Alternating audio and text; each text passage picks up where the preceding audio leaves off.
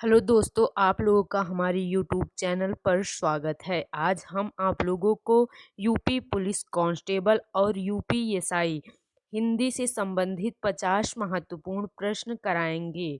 तो चलिए आप लोग हमारे वीडियो में बने रहिए। तो आप लोगों को हम प्रश्न कराते हैं। प्रश्न नंबर पहला आइए देखते हैं प्रश्न नंबर पहला। प्रश्न नंबर पहला है, तिरंगा में कौन सा समास है? तो आइए हम ऑप्शन देखते हैं। ऑप्शन नंबर ए द्विगु समास, ऑप्शन बी कर्मधारय समास, ऑप्शन सी बहुब्रीहि समास, ऑप्शन डी अव्ययी भाव समास। तो तिरंगा में कौन सा समास हो सकता है? तिरंगा में द्विगु समास हो सकता है, क्योंकि तिरंगा एक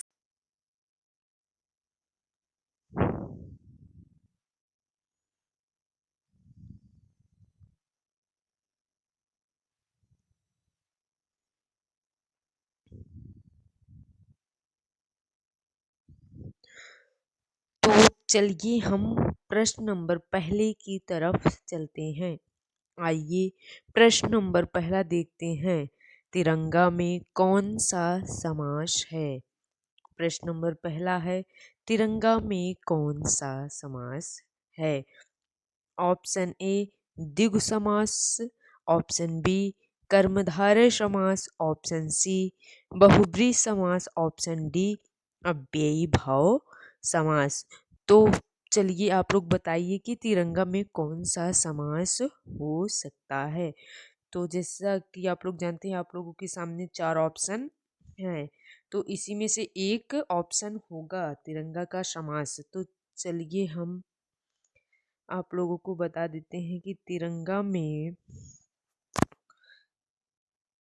द्विगु समास है। ऑप्शन नंबर पहला इसका सही आंसर है, क्योंकि इसमें द्विगु समास में संख्यावाची प्रधान होता है। जहाँ पर पहले संख्या आ जाए वहाँ पर द्विगु समास होता है। तो चलिए आइए हम प्रश्न नंबर दूसरे की तरफ चलते हैं। प्रश्न नंबर दूसरा है, निम्नलिखित में से कौन सा व्यंजन आघोष है?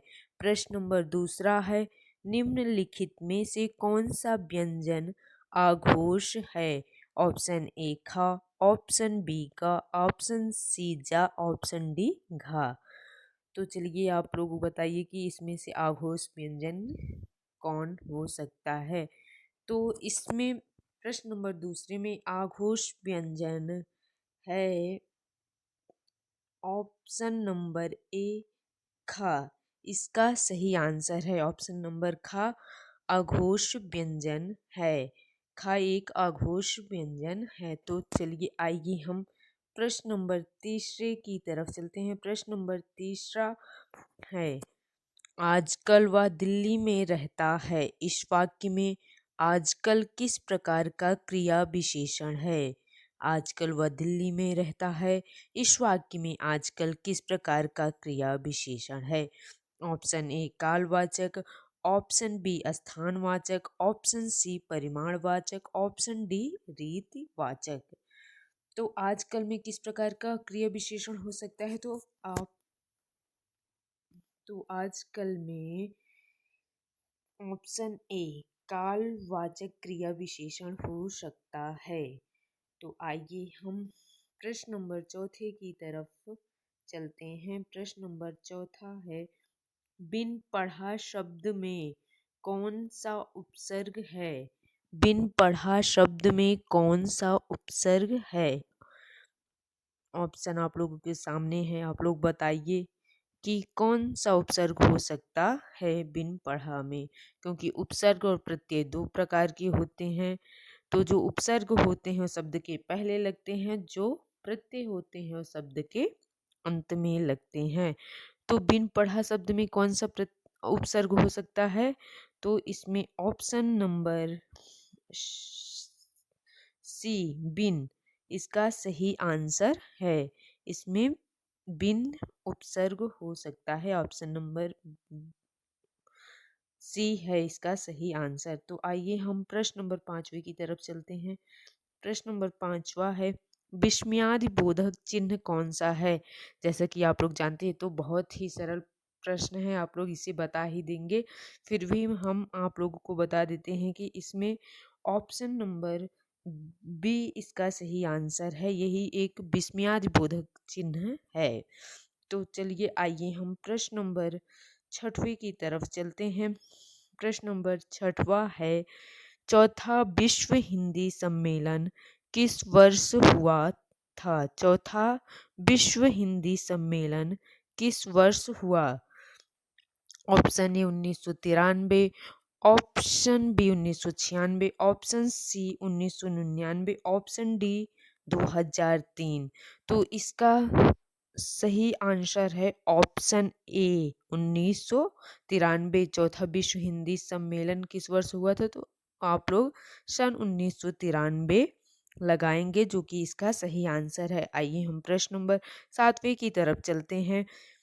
यह भी बहुत महत्वपूर्ण प्रश्न है, 7वां भी। केंद्रीय हिंदी संस्थान का मुख्यालय कहाँ है? केंद्रीय हिंदी संस्थान का मुख्यालय कहाँ है?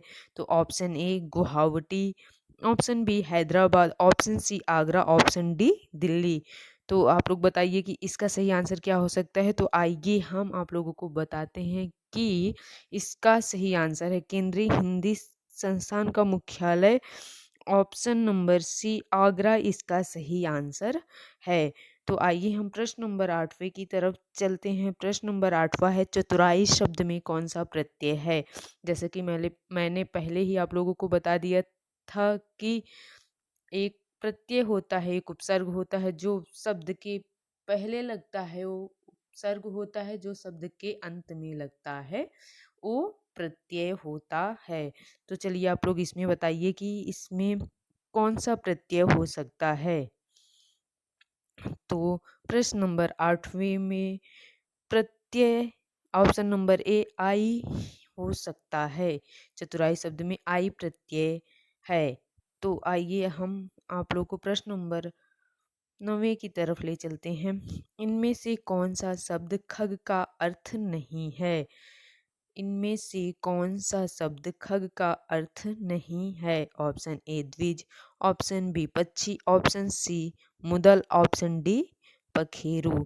तो आप लोग बताइए कि इसमें कौन सा सही आंसर हो सकता है। तो जैसा कि आप लोग के सामने 4 ऑप्शन हैं, तो आइए हम आप लोग को बताते हैं कि इसका सही आंसर है ऑप्शन नंबर सी मुदल। इसका सही आंसर है, क्योंकि यह खग का अर्थ नहीं होता। द्विज माने भी पक्षी होता है, खग माने भी पक्षी होता है, पक्षी माने पक्षी ही होता है, पखेरु मतलब भी पक्षी होता है। तो इसका सही आंसर है मुदल, जो खग का अर्थ नहीं है। तो आइए हम प्रश्न नंबर 10वें की तरफ चलते हैं। प्रश्न नंबर 10वां है, हे नारायण बचाओ, हे नारायण बचाओ इस वाक्य में कौन सा कारक है?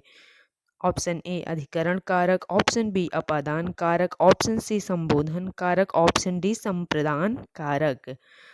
तो इसमें आप लोगों का सही आंसर हो सकता है हे नारायण बचाओ ऑप्शन नंबर सी संबोधन कारक, क्योंकि इसमें संबोधन किया जा रहा है हे नारायण बचाओ।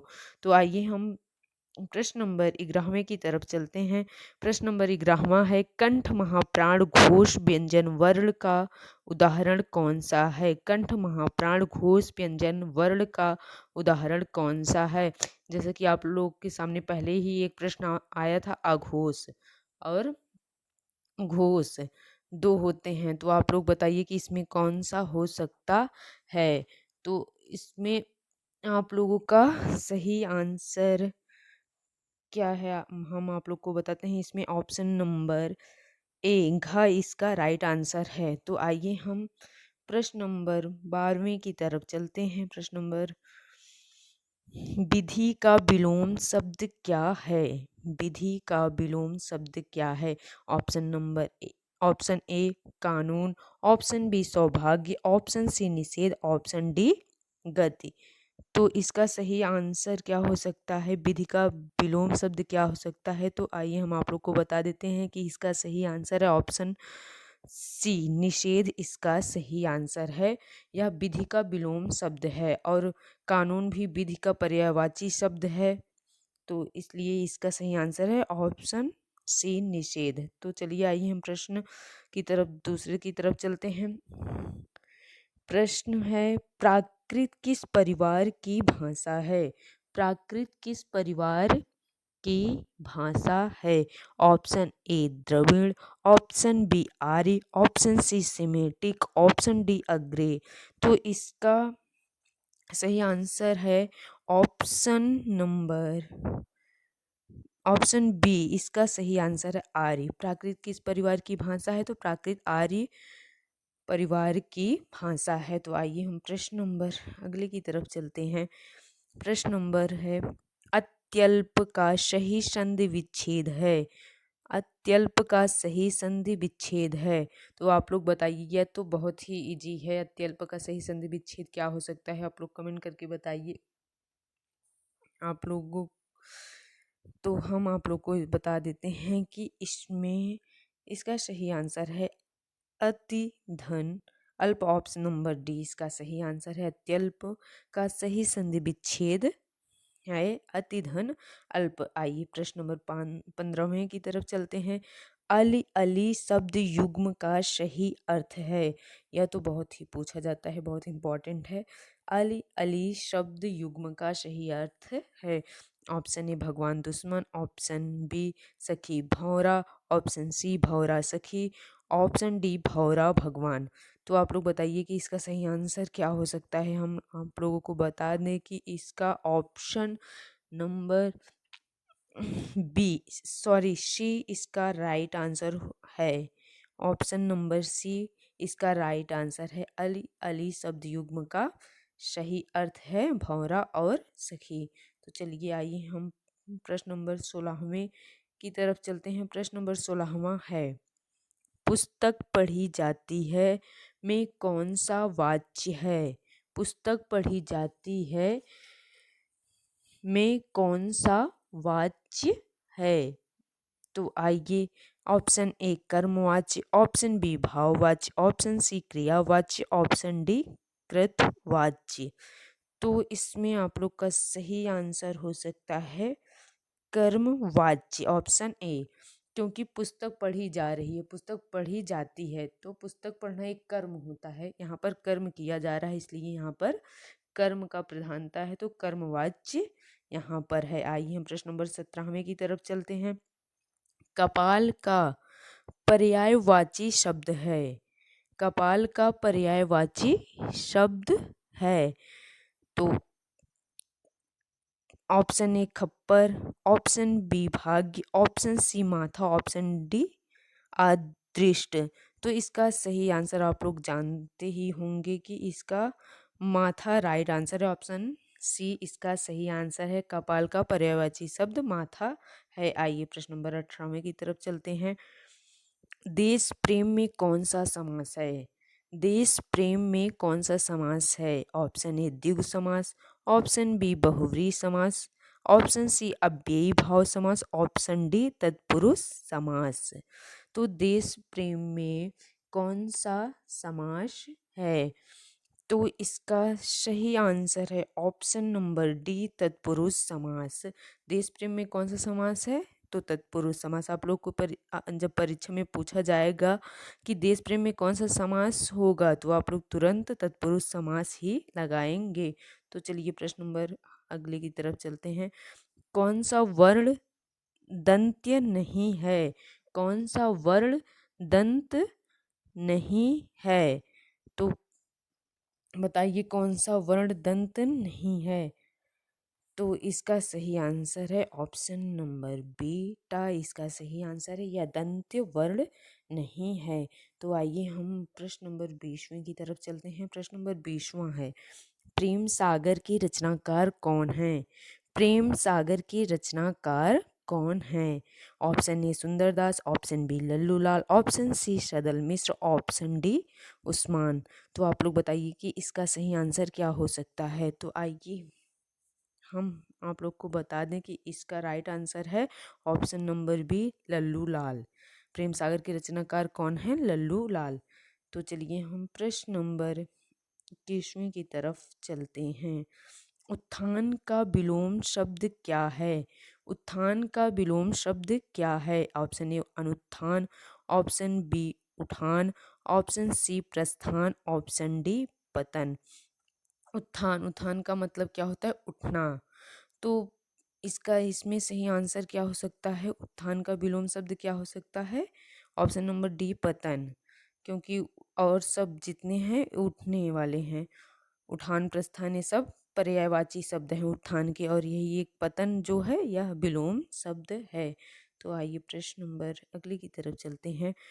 10 मुख में कौन सा समास है? 10 मुख में कौन सा समास है? ऑप्शन ए बहुब्री समास, ऑप्शन बी कर्मधारय समास, ऑप्शन सी तत्पुरुष समास, ऑप्शन डी द्विगु समास। 10 मुख में कौन सा समास हो सकता है? आप लोग बताइए, ये तो बहुत ही इजी है। तो 10 मुख में ऑप्शन नंबर ए बहुब्री समास इसमें सही आंसर है। ऑप्शन ए बहुव्रीहि समास। 10 मुख में कौन सा समास है? बहुव्रीहि समास। तो आइए हम प्रश्न नंबर 23वें की तरफ चलते हैं। प्रश्न नंबर 23वां है, चलना फिरना दौड़ना कौन सी क्रिया है?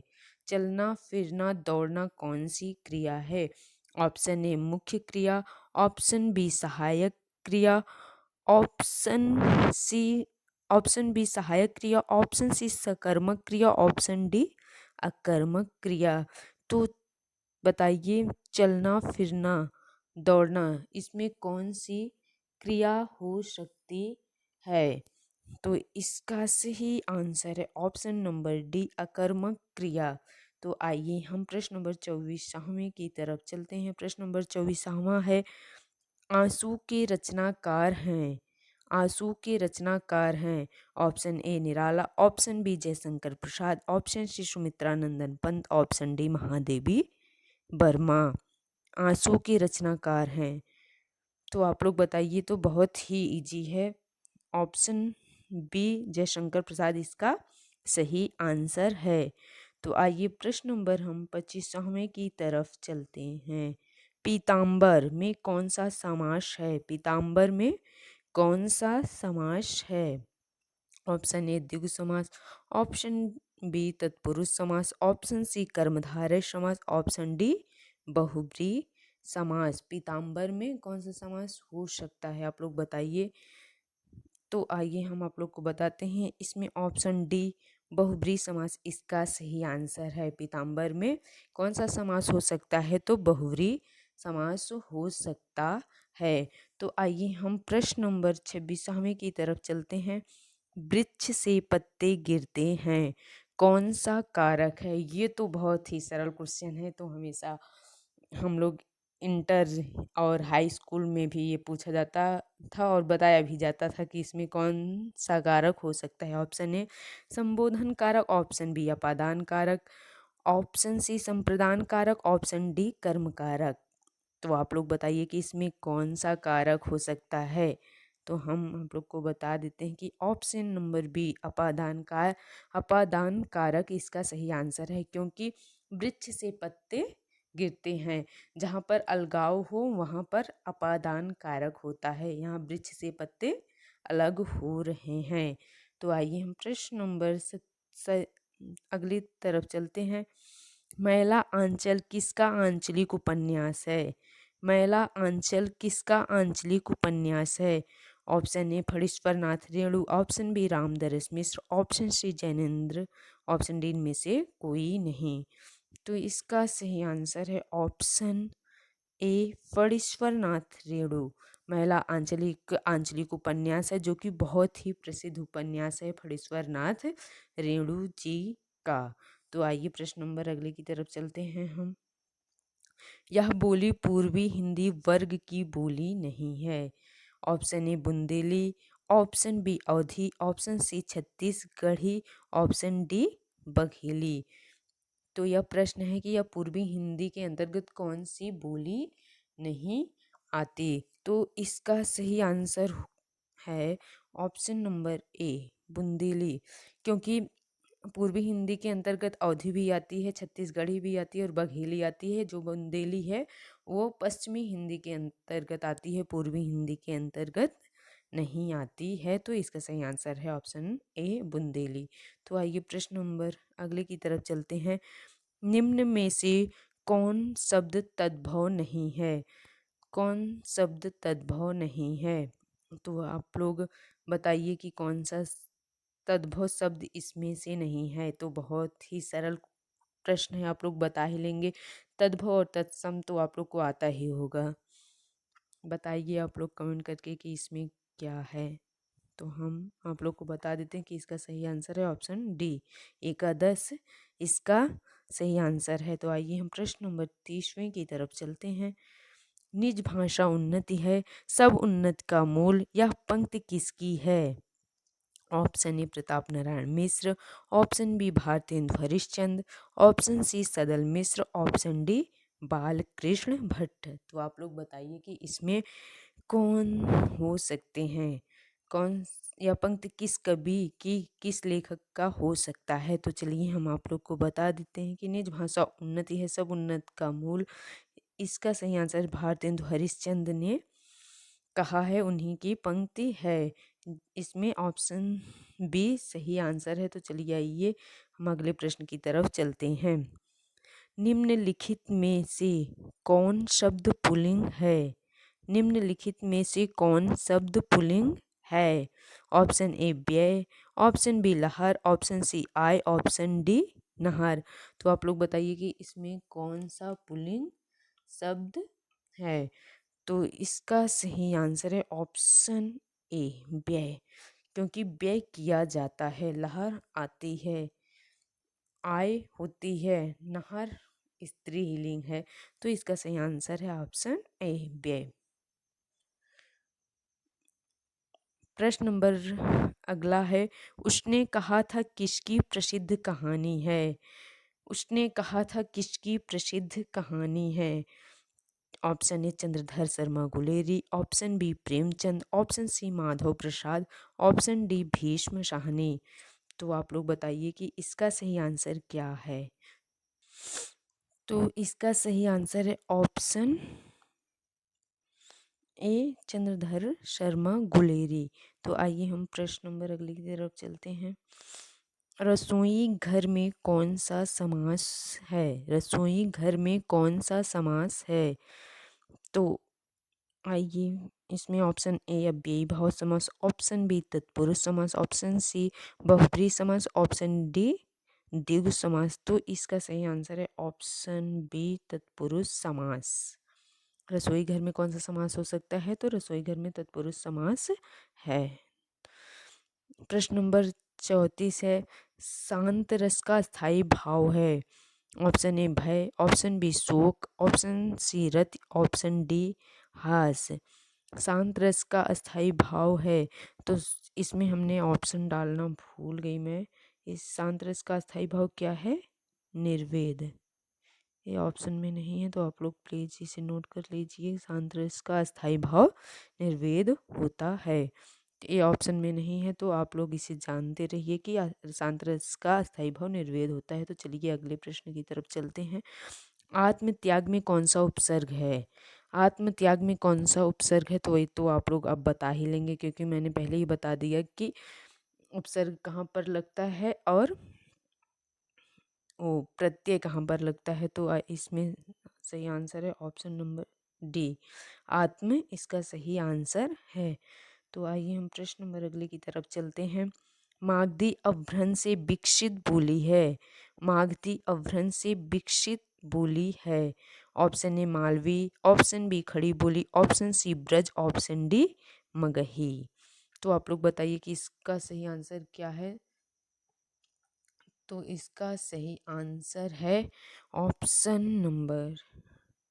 ऑप्शन डी मगही इसका सही आंसर है, क्योंकि यह बिहारी बोली मागधी अपभ्रंश से विकसित हुई है, तो बिहारी लैंग्वेज में मगही भी आती है। तो इसका सही आंसर है ऑप्शन डी।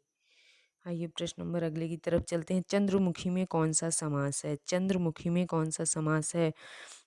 तो चंद्रमुखी में कौन सा समास हो सकता है? तो इसका ऑप्शन है ऑप्शन बी इसका राइट आंसर है, कर्मधारय समास चंद्रमुखी में हो सकता है। तो आइए हम प्रश्न नंबर अगले की तरफ चलते हैं। निहार किसकी रचना है? निहार किसकी रचना है? Sumitra Nandan Pant option A, B Jaishankar Prasad और option C Mahadevi Verma, option D इनमें से कोई नहीं। तो इसका सही आंसर है ऑप्शन सी, महादेवी वर्मा। निहार किसकी रचना है? तो यह महादेवी वर्मा जी का है। तो आइए हम अगले प्रश्न की तरफ चलते हैं। इनमें से कौन पुल्लिंग शब्द है? इनमें से कौन पुल्लिंग शब्द है? वृद्धि, ऑप्शन ए वृद्धि, ऑप्शन बी विकास, ऑप्शन सी उन्नति, ऑप्शन डी प्रगति। तो आप लोग बताइए कि इसमें कौन सा पुल्लिंग शब्द है? तो हम आप लोगों को बता दें कि इसमें पुल्लिंग शब्द है ऑप्शन ए वृद्धि होती है। ऑप्शन ए इसका सही आंसर है। तो आइए हम प्रश्न नंबर अगले की तरफ चलते हैं।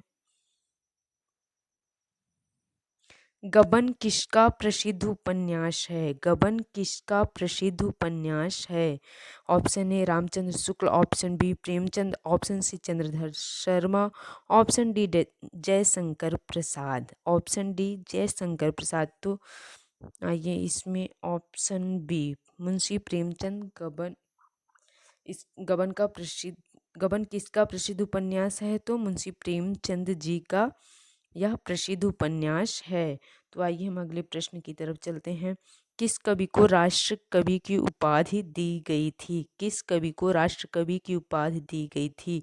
Option A Sumitra Nandan Pant, option B Premchand, option C Maithili Sharan Gupt, option D Jaishankar Prasad. तो इसका सही आंसर है ऑप्शन सी, मैथिली शरण गुप्त को राष्ट्र कवि कवि की उपाधि दी गई थी। प्रश्न नंबर अगला है, तमस उपन्यास किसने लिखा है? तमस उपन्यास किसने लिखा है? तो आप लोग के सामने चार ऑप्शन है। आप लोग बताइए कि इसमें कौन हो सकता है जिसने तमस उपन्यास को लिखा है।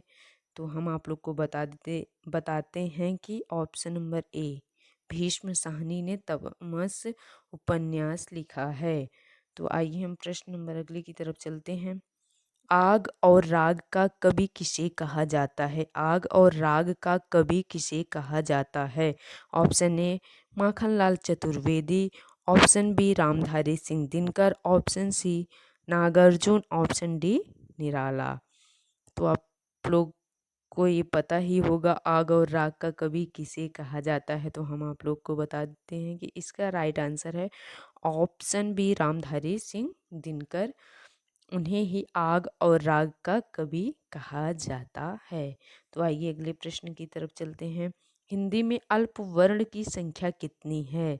Option A 31, option B 30, option C 15, option D 29।